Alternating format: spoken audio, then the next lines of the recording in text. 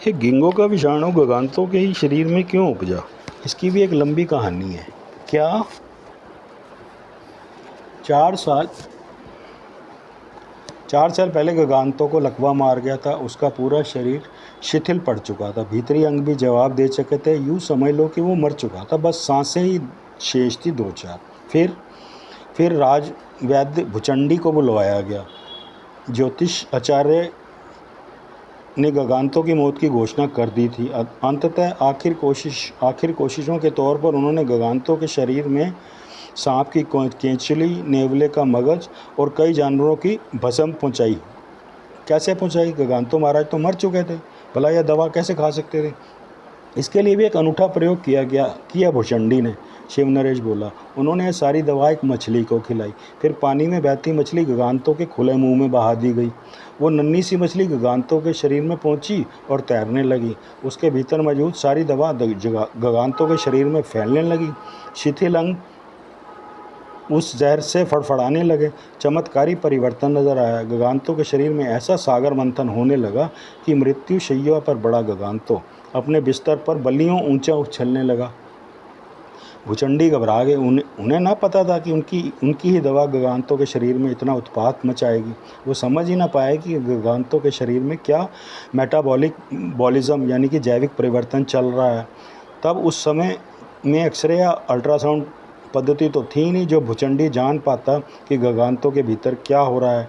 कोई ना जान पाया। धीरे धीरे गगांतों ठीक होने लगा। उसकी उछल कूद कम होने लगी। फिर भी वो हर घड़ी बेचैन नजर आता था। कभी अपना पेट पकड़ उछलने लगता था तो कभी दिल, कभी सिर पर हाथ रखे मस्तिष्क पकड़ने लगता था। तात्पर्य यह है कि उसके शरीर के भीतर ऐसी उथल पुछल जारी थी जो खून के साथ साथ बहती जिस्म के हर अंदरूनी अंग में पहुंच रही थी। धीरे धीरे गगांतों को महसूस हुआ कि उसके जिस्म के भीतर कोई पनप रहा है, कोई रेंग रहा है, कोई विचर रहा है, कोई घूम रहा है। एक बार तो गगांतों ने यहाँ तक कह दिया कि उसके शरीर में कोई बिल्ली का बच्चा घूम रहा है। अब उसके शरीर के भीतर का नज़ारा देखने का भुचंडी के पास कोई जरिया ना था। गगांतों भी कुछ नहीं कर सकता था। ना तो वो बिल्ली का बच्चा उगल सकता था, ना ही उसे अपने भीतर जिंदा छोड़ सकता था। 10 दिन बीते तो गगांतों को अपने भीतर 2 जगहों पर हलचल महसूस हुई। फिर एक दिन उसे उबकाई आई तो आ करता उल्टी करने के लिए बाथरूम में गया। तब जाकर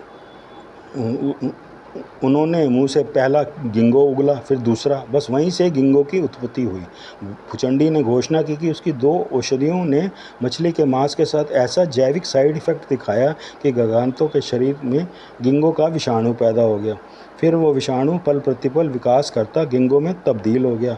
फिर उसी विषाणु से दूसरे गिंगो ने गगांतों के भीतर ही जन्म लिया।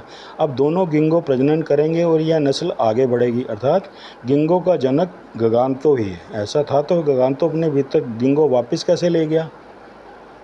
वो कहाँ ले गया? वो तो गिंगो उगलने के बाद गगांतों की तबीयत संभली और उसने डकार लेते हुए मुंह से आओ की आवाज़ निकाली कि दोनों गिंगो उछलते हुए उसके मुंह में ही घुसते चले गए।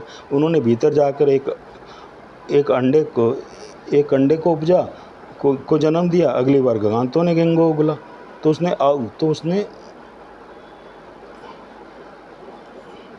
अगली बार गगांतों ने गिंगो उगला तो उसने उन्हें वापस बचाने के लिए ना कि गिंगो अपना अंडा भला उसके शरीर में कैसे छोड़ सकते थे।